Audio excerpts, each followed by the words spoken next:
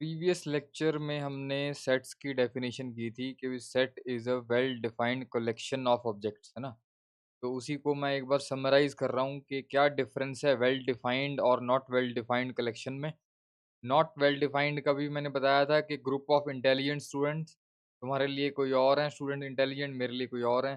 Group of most talented writers of India, ठीक है, तुम्हारे लिए कोई और है, मेरे लिए कोई और है, यूनिवर्सल प्रूवन नहीं है, ठीक है।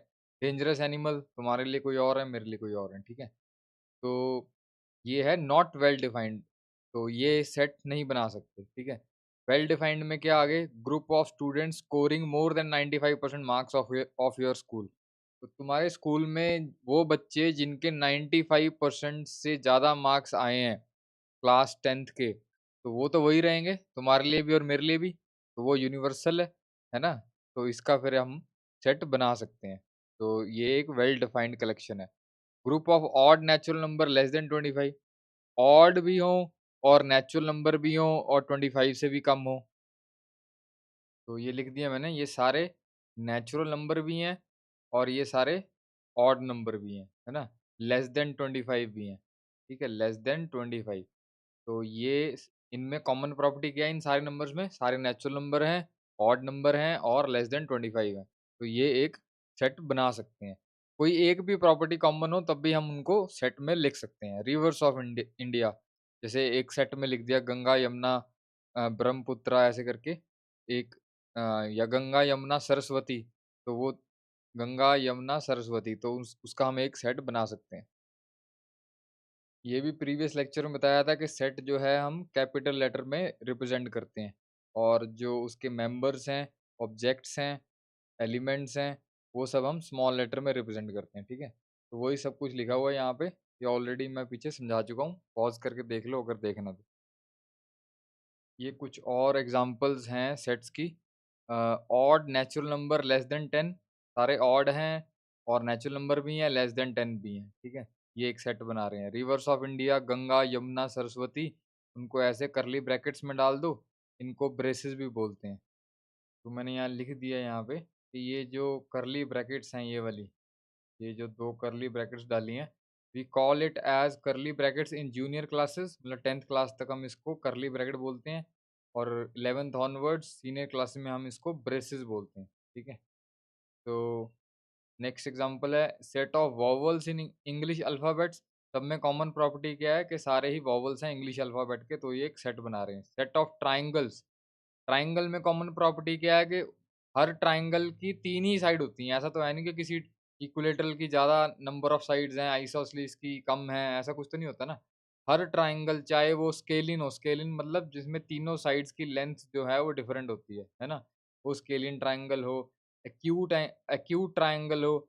एक्यूट ट्राइंगल क्या होता है? जिसमें जो है सारे सारे एंगल जो हैं वो 90 से छोटे होते हैं। ये सारे एंगल एक्यूट एंगल हैं। ऑब्ट्यूज़ ट्रायंगल कौन-सी होती है? जिसमें एक एंगल जो है वो 90 से बड़ा होता है, ये वाला, है ना? तो ये हो गया ऑब्ट्यूज़। राइट ट्रायंगल कौन-सी? इसमें एक एंगल 90 का हो गया। आइसोसेलेस, इसमें 2 साइड्स की लेंथ इक्वल होगी। इक्विलेटरल, तीनों साइड्स की लेंथ जो है वो इक्वल होगी। तो हैं तो ये डिफरेंट डिफरेंट ट्रायंगल्स, लेकिन सब में एक कॉमन प्रॉपर्टी है कि ये एक ट्रायंगल है और इनकी नंबर ऑफ साइड्स जो हैं वो इक्वल हैं, हर हर ट्रायंगल के, ठीक है? टोटल ये कितनी होती हैं? 1, 2, 3, 4, 5, 6 टाइप्स की ट्रायंगल्स होती हैं। नेक्स्ट मैंने सेट की जो एग्ज़ाम्पल दी है, प्राइम फैक्टर्स ऑफ 210। अब 210 के फैक्टर्स तो कई सारे होंगे, 5 टू द 10, 10 भी एक फैक्टर है इसका, 5 टू द 10, 3 टू 30, 30 भी इसका फैक्टर है। लेकिन हमें वो फैक्टर चाहिए जो प्राइम भी हों, मतलब इसके वो वाले फैक्टर जो प्राइम नंबर्स भी हों, तो वो तो यही आएँगे, प्राइम फैक्टराइज़ेशन कर दो। तो ये आ गया 2, 3, 5 और 7। 2, 3, 5, 7 इसके प्राइम फैक्टर आ गए, तो इसको मैं कर्ली ब्रैकेट में डाल सकता हूँ। इनकी कॉमन प्रॉपर्टी क्या है कि ये सारे ही 210 के प्राइम फैक्टर्स हैं, तो ये भी एक सेट बना रहे हैं। नेक्स्ट एग्जांपल जो दिया है वो है सॉल्यूशन ऑफ द इक्वेशन। ये इक्वेशन दी हुई है, पहले तो इसके सॉल्यूशन निकालते हैं। सॉल्यूशन कैसे निकालेंगे?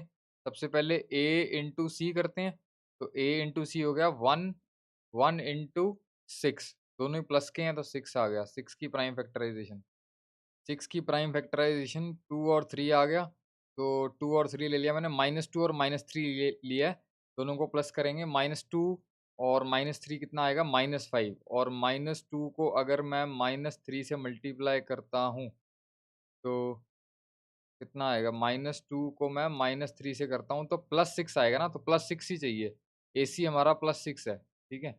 मतलब हम सही जा रहे हैं। उसके बाद यहाँ से x कॉमन ले लिया, x-2 बचा, यहाँ से -3 ही कॉमन आ रहा है, तो अंदर बचा x-2, ये दोनों सेम आ गए, इसका मतलब सही जा रहे हैं। तो नेक्स्ट स्टेप में x-2 कॉमन ले लिया और अंदर बचा x-3, तो आइदर x-3 इक्वल टू 0 और x-2 इक्वल टू 0, एक स्टेप आना था बीच में, और उसके बाद लिख दिया, और therefore x is equal to 3, और प्रॉपर्ली लिख ही देता हूँ इसको मैं। तो ये मैंने लिखा है आइदर दिस इज 0 और x-2 इक्वल टू 0, दोनों में से कोई ये क्वांटिटी या ये क्वांटिटी, दोनों में से एक क्वांटिटी अगर 0 होगी तभी मल्टीप्लिकेशन करके 0 आएगा ना। तो आइदर x-3 इज 0 और x-2 इज 0, तो x की वैल्यू 3 आ गई और x की वैल्यू 2 आ गई।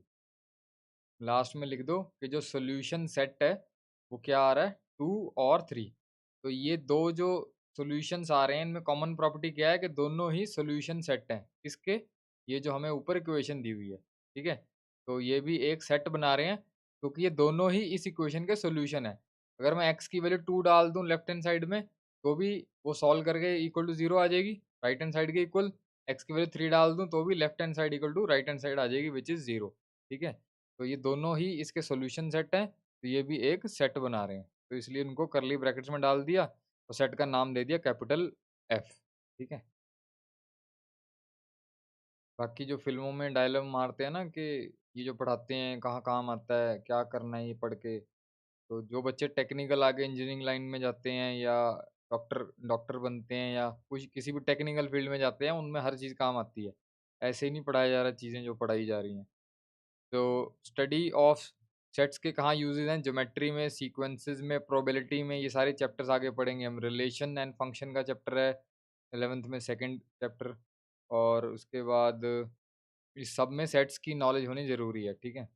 तो ज्योमेट्री में सेट ऑफ ऑल पॉइंट्स वहाँ पे यूज़ हो रहा है, सीक्वेंस एंड सीरीज़ में यूज़ हो रहा है, ठीक है? उसके बाद प्रोबेबिलिटी में यूज़ हो रहा है, ये सेट बन रहे हैं, एक डाई थ्रो कर रहे हैं, 1 से 6 तक नंबर आ रहे हैं, ठीक है? Functions are mapping between 2 sets, 2 set, एक सेट इधर होगा, एक सेट इधर होगा, उनकी मैपिंग होती है, उसे फंक्शन बोलते हैं, तो वहाँ भी सेट्स की यूज़ हो रहा है।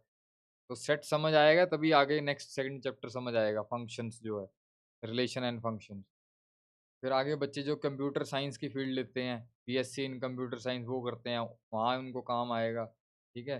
यहाँ पे डेटाबेस में, प्रोग्रामिंग में, मशीन लर्निंग में। उसके बाद डेली लाइफ में भी, क्लासरूम में भी हम ये यूज़ कर सकते हैं। Who play football, set of students who play cricket, ठीक है? वो वाले बच्चे जो सिर्फ क्रिकेट ही खेलते हैं, वो वाले बच्चे जो बैडमिंटन ही खेलते हैं।